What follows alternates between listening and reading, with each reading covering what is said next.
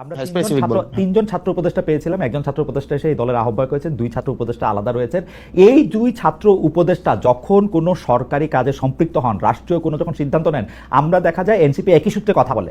যেমন ধরা যাক দক্ষিণ ঢাকা নিয়ে মেয়র কে হবেন, ইশাক হবেন নাকি অন্য কেউ হবেন, সেটাতে উপদেষ্টা আসিফ এবং এনসিপির কথা পুরোপুরি মিলে যায়। স্পেসিফিক যদি আরো উদাহরণ চান তাহলে আমি এইরকম বলতে পারি যে কোনো একটা জায়গায় গিয়ে দেখেন উপদেষ্টা আসিফ যদি একটা সঠিক পজিশন নেন, একটা রাইট পজিশন নেয় কোন একটা বিষয়ে, যে কোন উপদেষ্টা, তো সেক্ষেত্রে এই পজিশনটাকে যদি আমরা এটাকে আবার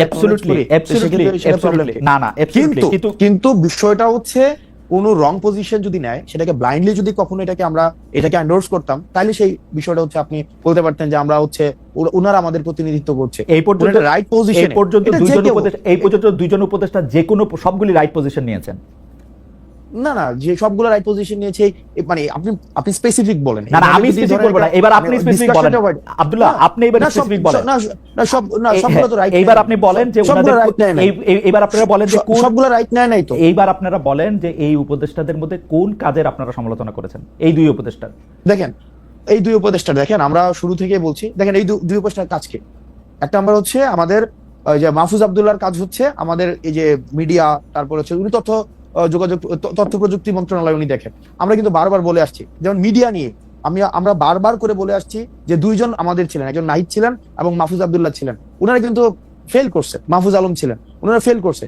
কারণ এই যে মিডিয়া যেভাবে সন্ত্রাস ম্যানুফ্যাকচার করেছে বা বৈধতা উৎপাদন করেছে, সেটির জন্য প্রয়োজনীয় ব্যবস্থা নেওয়ার দায়িত্ব ছিল, সেটা নিতে পারে নাই।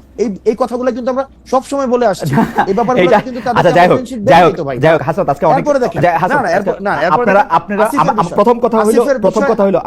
প্রথম কথা হইলো যে আপনি আমার চেয়ে অনেক স্মার্ট।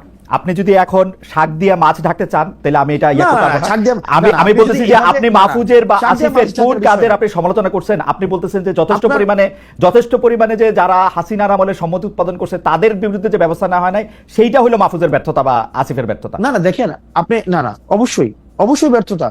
কেন? মানে এখনো পর্যন্ত ওটা তো ওনার কাজ, এটার জন্য আবার আসিফকে দায়ী করা যাচ্ছে না। আসিফের কাজ হচ্ছে এলজিআরডি উনি দেখেন, উনি স্পোর্টস মিনিস্ট্রি দেখেন, আসিফ মাহমুদ এই দুইটা মন্ত্রণালয় দেখেন।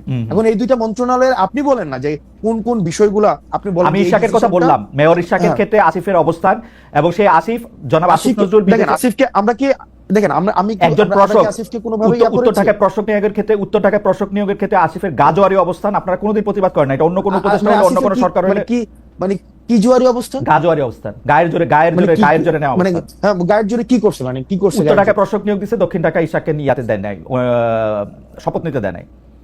আমি যত না শপথ নিতে দেন, এটা একটা সাবজুডিস ম্যাটার ছিল, কোনো সাবজুডিস ম্যাটার ছিল না, সেটা সেটেল ম্যাটার ছিল। উনি বলছেন যে উনি আইন উপদেষ্টার জন্য ওয়েট করতেছেন, যদিও খুব ভালোভাবে জানতেন যে আইন উপদেষ্টা আছেন হচ্ছে এখন সাউথ আফ্রিকা, এবং আইন উপদেষ্টা আসার পরে বলছেন যে সময় পার হয়ে গেছে। এখন দেখেন না সময় পার হয়ে গেছে। এখন সেক্ষেত্রে যে মন্ত্রণালয়ের দায়িত্ব ছিলেন, এই মন্ত্রণালয়ের এটা বিষয় বা এটা হচ্ছে হাইকোর্টের বিষয়, তো হাইকোর্টের বিষয় হাইকোর্টের ম্যাটারটা সেটেল ছিল। এখন আসিফ মহোদয় তার ইয়া অনুযায়ী আপনার এলজিআরডি তে উনি যেই ডিসিশন নেওয়া প্রয়োজন উনি এই ডিসিশন নিয়েছে।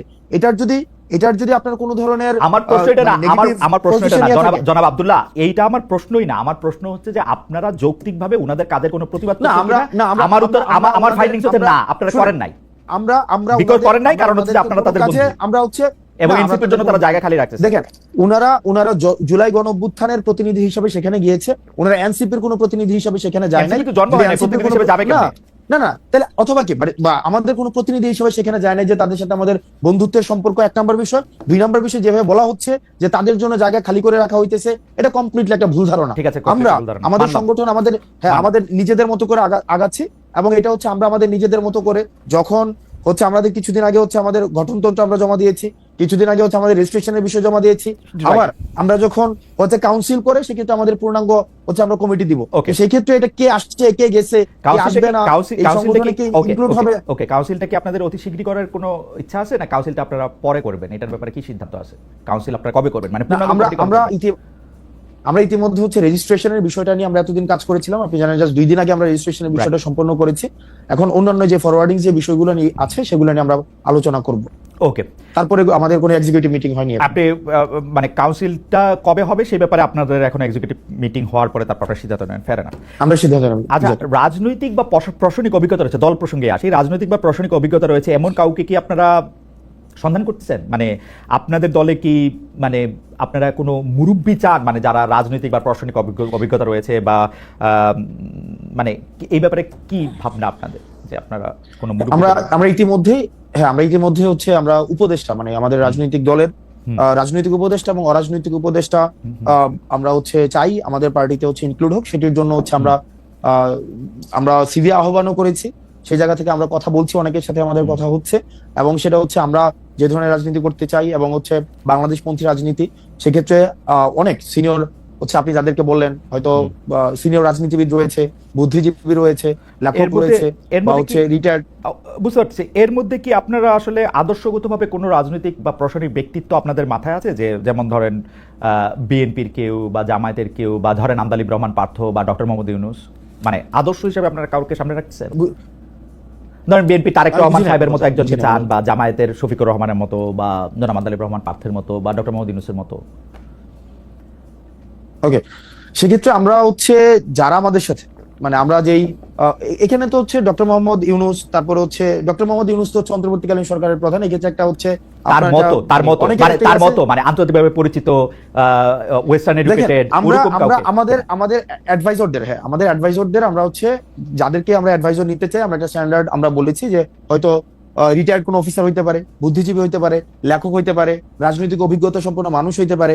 এখন এটাকে ইন্ডিভিজুয়াল আমরা কোনো ক্যারেক্টারাইজেশন করতে যাচ্ছি না, একদম যে এমসিকিউ কোশ্চেনের মতো যে ডক্টর মোহাম্মদ শফিকের মতো হইতে হবে, অথবা হচ্ছে তার ইন্ডিভিজুয়ালি কোনো ক্যারেক্টার না, ইন্ডিভিজুয়ালি। আচ্ছা, আমি একটু মানে একটু বোঝার জন্য আমি একটু বলতে চেষ্টা করতেছি, আপনারা এই যে রাজনৈতিক বা মানে আপনারা যে উপদেষ্টা চাইতেছেন, তাদের কি আসলে আপনাদের মনের মধ্যে তো নিশ্চয়ই একটা ক্রাইটেরিয়ন আছে যে আপনারা কিভাবে কিরকম একজন মানুষ চান? সেই তিনি কি একজন রিটায়ার্ড আমলা, তিনি কি একজন রিটায়ার্ড সামরিক অফিসার, তিনি কি একজন বিদেশে থাকেন কিন্তু রাজনীতিতে বড় ভূমিকা রাখেন, কলাম লেখেন, এরকম একজন ওয়েস্টার্ন এডুকেটেড আন্তর্জাতিক বিশ্বের ডার্লিং ডক্টর মোহাম্মদ ইউনূসের মতো ওরকম কেউ কাকে চান, কাকে চিন্তা করতেছেন আপনারা? আমি নামটা ব্যক্তি আমরা সব ধরনের, আপনি যতগুলো হচ্ছে ক্রাইটেরিয়া বললেন, সব ধরনের মানুষগুলোকে আমরা উপদেষ্টা হিসেবে চাই। উপদেষ্টা হিসেবে চান তাদের দলের একটা রাজনৈতিক দলে ধরনের লোকদের যে বিভিন্ন ধরনের রাজনৈতিক দলের অনেক কাজ থাকে, পলিসি মেকিং এর কাজ থাকে, পলিসি এক্সিকিউশনের কাজ থাকে। এখানে একটা রাজনৈতিক দলের অনেক ধরনের কাজ আছে। উপদেষ্টা থেকে আপনাদের দলের হায়ারার্কিতে উপদেষ্টাদের অবস্থান কিরকম হবে, আপনার উপরে না আপনার নিচে? আমরা একটা অ্যাডভাইজরি প্যানেল করব। দেখেন আমরা বলছি, দেখেন অ্যাডভাইজর প্যানেল থাকবে, আমাদের একটা পলিটিক্যাল কাউন্সিল থাকবে। পলিটিক্যাল কাউন্সিলটা সবার উপরে থাকবে। এই পলিটিক্যাল কাউন্সিলের আন্ডারে থাকবে আমাদের প্রেসিডেন্ট সেক্রেটারি, এবং প্রেসিডেন্ট সেক্রেটারি হচ্ছে আমাদের একটা হচ্ছে এক্সিকিউটিভ বডির মধ্য দিয়ে তারপর হচ্ছে কার্যক্রম পরিচালনা করবেন। ওকে, ধরেন মানে অন্য কাউকে দিয়ে উদাহরণ দিলে তো এটা মুশকিল, আমি আমারে দিয়ে উদাহরণ দিই। ধরেন আমাকে আপনারা এনসিপির উপদেষ্টা হিসেবে নিলেন, আমার স্ট্যাটাসটা আসলে কি হবে? মানে আমি আজকে যদি আপনারা সরকার গঠন করেন, আচ্ছা সরকার গঠনের কথা আপনি বাদ দেন, আজকে আপনাদের যদি পূর্ণাঙ্গ পার্টির কমিটি হয়, সেক্ষেত্রে আমার স্ট্যাটাসটা কি হবে?